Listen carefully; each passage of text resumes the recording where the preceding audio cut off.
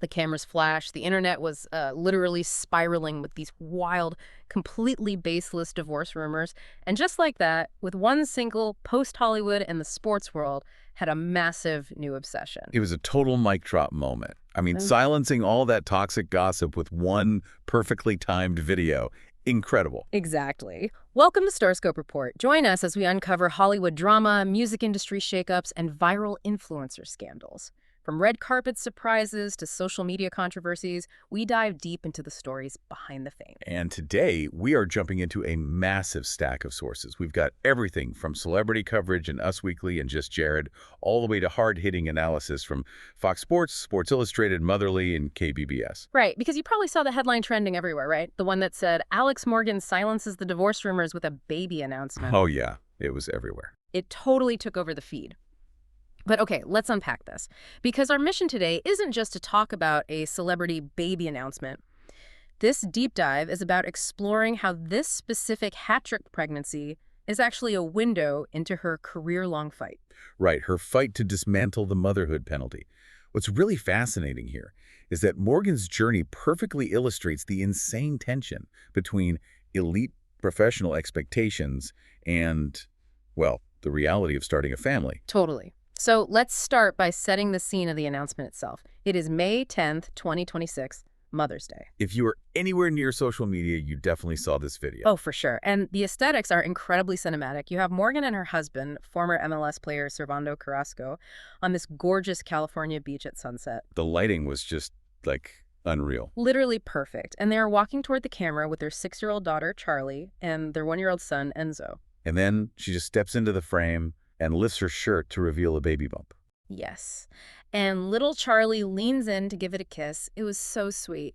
And it instantly, completely nuked those weird divorce rumors that Just Jared had been reporting on. It was the perfect response, just letting the joy speak for itself. And the reaction across the sports world was immediate. Oh my gosh, former teammates flooded the comments. They really did. But the San Diego Waves, the club where Morgan finished her career, they honestly captured the moment best with their viral comment. They just wrote, "Omgi the hat trick." The hat trick, which is just the most perfect sports metaphor. For anyone who might not know, a hat trick is when a player scores 3 goals in a single game. Exactly. Baby number 3, the hat trick. Like, But, to really understand the weight of this moment, we have to look closely at her timeline. because athletes usually plan their careers out meticulously, right? Like Olympic cycles mapped out years in advance. Right, but pregnancy requires rewriting that entire calendar on the fly. And the timeline is the absolute key to this whole story. So Charlie was born in May 2020. Okay, 2020. Got it. Then Enzo arrived in March of 2025. Now, Enzo's arrival was actually an unexpected pregnancy. Wait, so that completely threw off the plan. Exactly. It served as the immediate catalyst for her decision to retire from professional soccer way earlier than she originally wanted to. She played her final match for the Wave in September 2024.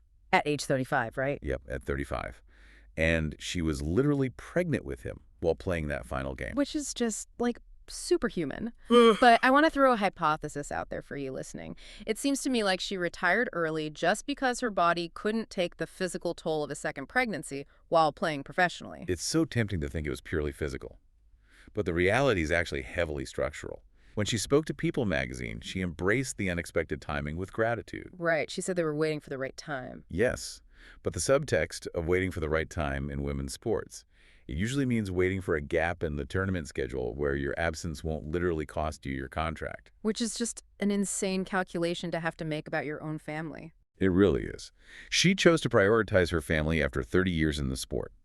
But she was well aware of the immense physical and logistical hurdles. Well, let's talk about those physical hurdles. Because Morgan has never shied away from showing the gritty reality of childbirth. Not at all.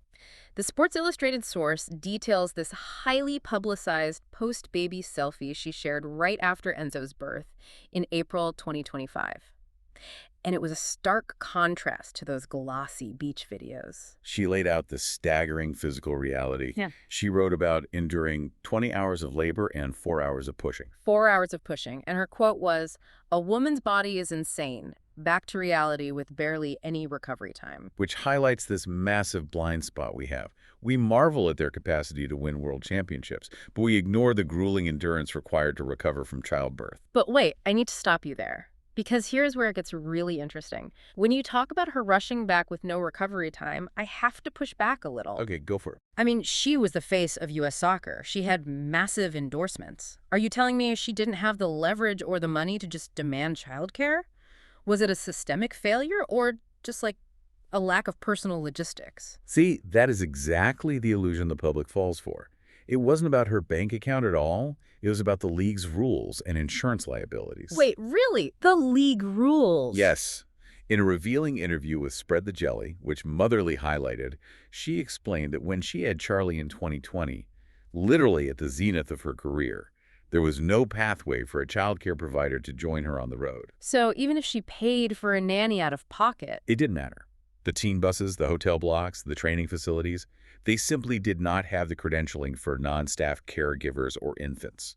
That is wild. Expecting an athlete to perform at their peak without childcare is like asking a CEO to run a Fortune 500 board meeting while holding a toddler. That's a perfect way to put it.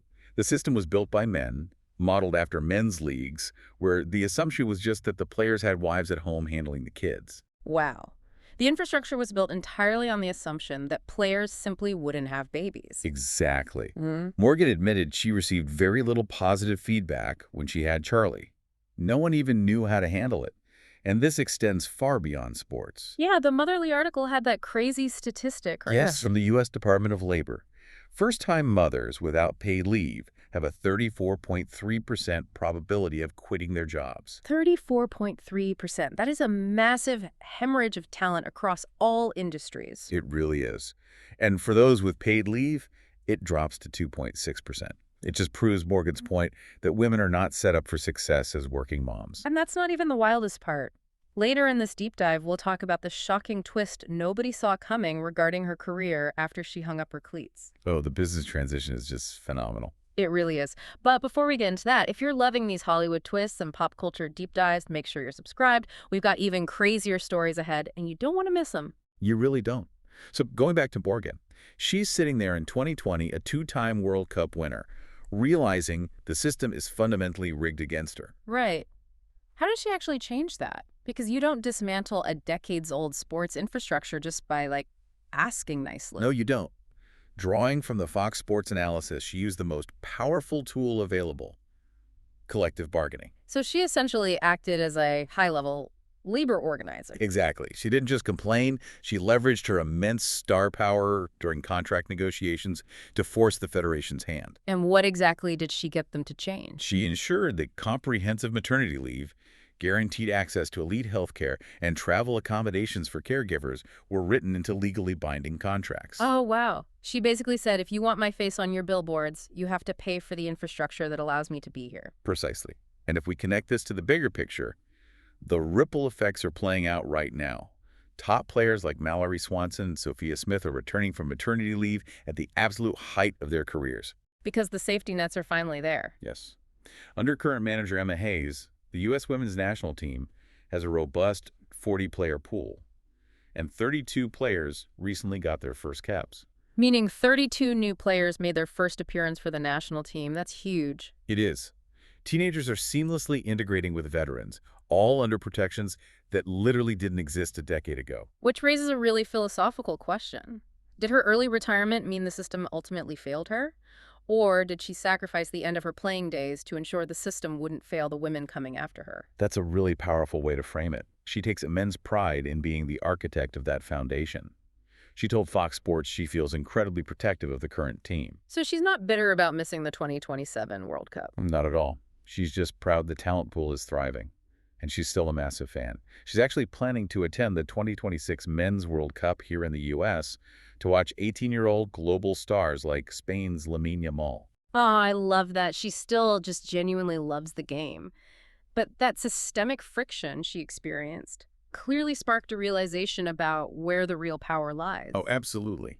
If she couldn't rely on the league's infrastructure, her next logical step was to literally buy into the infrastructure herself. Which brings us to her transition into the business world. I want to make this very clear for you listening.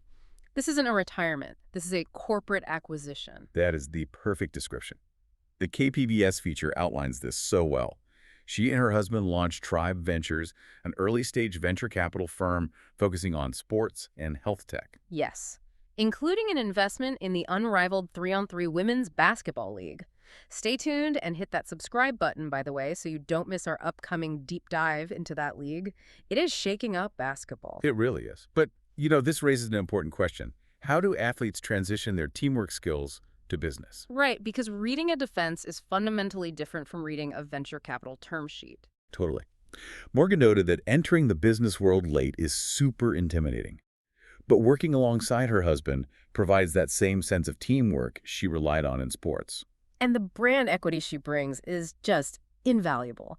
In 2021, she co-founded TogetherXX, that sports media and commerce company. Oh, their merchandise was everywhere. Everywhere. Everyone watches women's sports shirts alone generated $6 million in revenue. $6 million. Which is insane. But it proved a point. Traditional sports media assumed women's sports weren't profitable, which created this artificial scarcity. Morgan proved that fans of women's sports are a massive, untapped financial market. She took the establishment's neglect and turned it into a $6 million revenue stream. Icon behavior, honestly. Truly. She partnered with JPMorgan Chase, and then she returned to the San Diego Wave not as a player, but as a minority equity partner. She's literally buying equity in the sport she helped build. She played the game to get paid, but now she owns the infrastructure to get power. Exactly. And she's using that boardroom power to make sure the door stays open behind her.